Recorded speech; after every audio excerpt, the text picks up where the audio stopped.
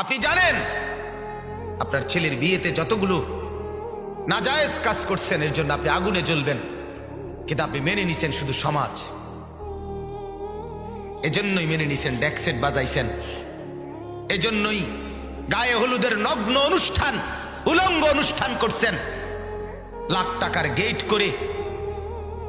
এরপরে বেড়া বেড়ি একই সামিয়ানা প্যান্ডেলের মধ্যে খাবার খাওয়াইয়া নগ্ন মহিলা, আমার দেশের মুসলমানের নারীরা সারা বছর যে দুর্নগ্ন নষ্টামি করে, নগ্ন হয়, বিয়ের দিন ওই নারী তার চাইতে বেশি উলঙ্গ হয়ে যায়, অসভ্য হয়ে যায়, অসভ্য হয়ে যায়,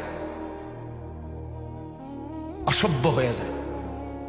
এই পরিমাণ বেহায়া হয় সাজগোজার বেশভূষার নামে, হাইওয়ান আর জন্তু জানোয়ারের মতো নিজেকে সাজায়। কেন করলেন?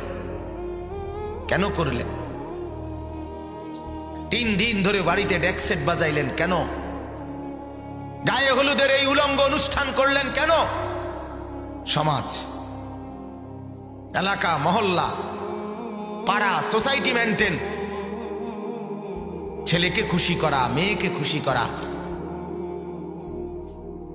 মেয়ের পক্ষ ছেলের পক্ষের তাদেরকে খুশি করা। আল্লাহ কোথায়?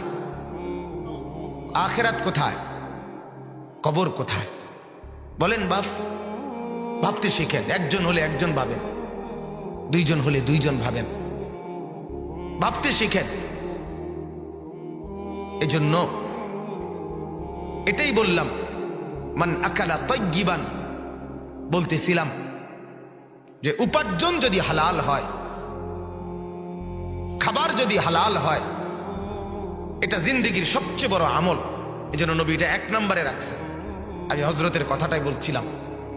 2 নম্বর বললেন ওয়া আমিলা ফি সুন্নাতিন, যা করবে সুন্নাত মোতাবেক, অর্থাৎ জেনে জেনে বুঝে বুঝে প্রত্যেকটা কাজ সুন্নাত মোতাবেক। আমার হাসি, আমার কান্না, আমার আনন্দ, আমার বেদনা, আমার আহার, আমার নিদ্রা, আমার উঠা বসা, আমার লেনদেন, চলাফেরা সব হবে আমি মুসলমান আমার রাসূলুল্লাহ সাল্লাল্লাহু আলাইহি সাল্লামের সুন্নাত মোতাবেক। একবারে সহজ, একটু জেনে নিলে। কিন্তু বদনসিব আমরা, বড় মন্দ কপাল। সিনেমার নায়ক, টেলিভিশনের গায়ক, অ্যাডভার্টাইজের অভিনেতা, তাদের কথা আমাদের কাছে গ্রহণযোগ্য, কিন্তু আল্লাহ রাসূল সাল্লাল্লাহু আলাইহি সাল্লামের সুন্নাত আমাদের কাছে পরিত্যক্ত। বছরের পর বছর ব্রাশ করলেন আর টুথপেস্ট করলেন দিয়ে, ব্রাশ দিয়ে দাঁত মাজলেন, কার কথায়? আর এই মিসওয়াক ছেড়ে দিলেন, কার কথায়? কেন মিসওয়াক করেন না মুসলমান? শুধু এই কারণে, এটা রাসূলুল্লাহ বলছেন। কেন ব্রাশ আর টুথপেস্ট? এই কারণে, এটা রাসূলুল্লাহ বলে নাই সাল্লাল্লাহু আলাইহি ওয়াসাল্লাম। শুধু বিরোধিতার নিয়ত, আর কিছু না, আর কিছু না। উদ্দেশ্য স্পষ্ট করা, আমি মুহাম্মদের দুশমন, আমি রাসূলুল্লাহ সাল্লাল্লাহু আলাইহি ওয়াসাল্লামের দুশমন। এত দামি ডাইনিং টেবিল, চেয়ার সবই তো আছে, দস্তরখান কোথায়? দস্তরখান কোথায়? দস্তরখান নাই কেন? এটা রাসূলুল্লাহ সাল্লাল্লাহু আলাইহি ওয়াসাল্লাম বলছে, এটা টেলিভিশনে বলে নাই। টেলিভিশনের আব্বাই যদি কইতো, ঠিকই দস্তরখান বিছাইতো। সিনেমার নর্তকী যদি বলতো, তো ঠিকই বিছাইতো। সিনেমার নর্তকী বলে নাই দেখে বিছায় না, ঠিকই বিছাইতো। টেলিভিশনের গায়ক, নায়ক, অ্যাডভার্টাইজের অভিনেতা, ওরা বললে ঠিকই হইতো। ওরা ডিজাইন করে দেয় মুসলমানকে। সেলুনের দোকানের নাপিত সাজিয়ে দেয় মুসলমানের যুবককে। নাপিত সাজিয়ে দিয়ে বলে আপনাকে সেরকম দেখাচ্ছে। একবারও জিজ্ঞেস করলো না এই চুল কার মতো কাটলেন। আমার মাঝে মাঝে খুব আফসোস লাগে, এরা কি পড়লো, কি করলো এরা। এরা বলে বাংলা, অঙ্ক, ইংরেজি, পদার্থ, জীববিজ্ঞান, কি কি বলে পড়ছে বলে। এরা বেকুব। তুই যদি কিছু পড়ে থাকতি বেটা, তোর বিবেকে কে দুর্কুলাইল না, তুই রে কি চুল কাটলি? কি পড়ছ বেটা, কি পড়ছ? হ্যাঁ, এতগুলো পড়া পড়ে এখনো খারাইয়া মতো কি পড়লা তুমি? এখনো মুত্তা ফানি লও না, তুমি বর্বর, তুমি বুঝি শিক্ষিত তুমি।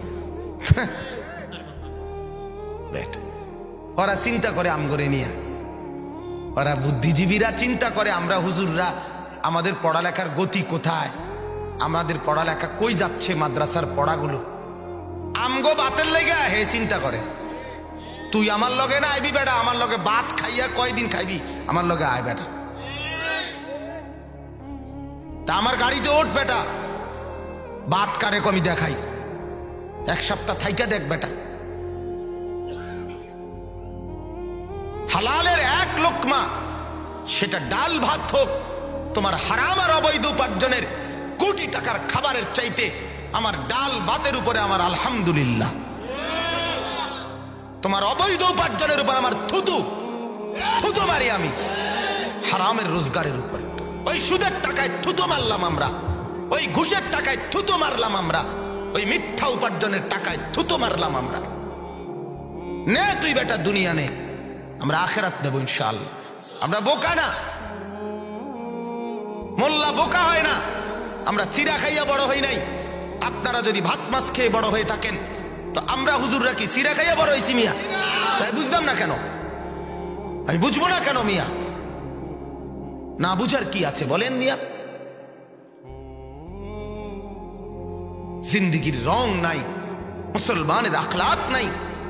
আমাদের আল্লাহ আছে, আমাদের রসুল আছে, আমাদের কোরআন আছে, সব আমাদের পরিষ্কার, নিখুঁত, নিরাপদ, স্পষ্ট, বিস্তারিত। আমরা কেন অন্যের ধার ধারব? বলেন বাস, রাগ হইয়েন না, আমারে মনে কষ্ট নিয়েন না, মনে কষ্ট নিয়েন। কারো গায়ে লাগলে মাফ করেন, আর হারাম খোরের গায়ে লাগলে আমার অসুবিধা নাই। হেতের ফিডে লাগুক নইলে আড্ডিত লাগুক, আমার সমস্যা কি? কথা বলেন। অবৈধ উপার্জনকারীর গায়ে লাগলে আমার সমস্যা কি? আমার তো সমস্যা নেই। এজন্য বাপ ফিকির করাছে, ও আমিলা ফি সুন্নাতিন, মাথার চুল থেকে পায়ের নখ পর্যন্ত জিন্দেগির প্রতিটা কদম কদম রাসূলুল্লাহ সাল্লাল্লাহু আলাইহি সাল্লামের সুন্নাত আছে, আছে কিনা বলেন?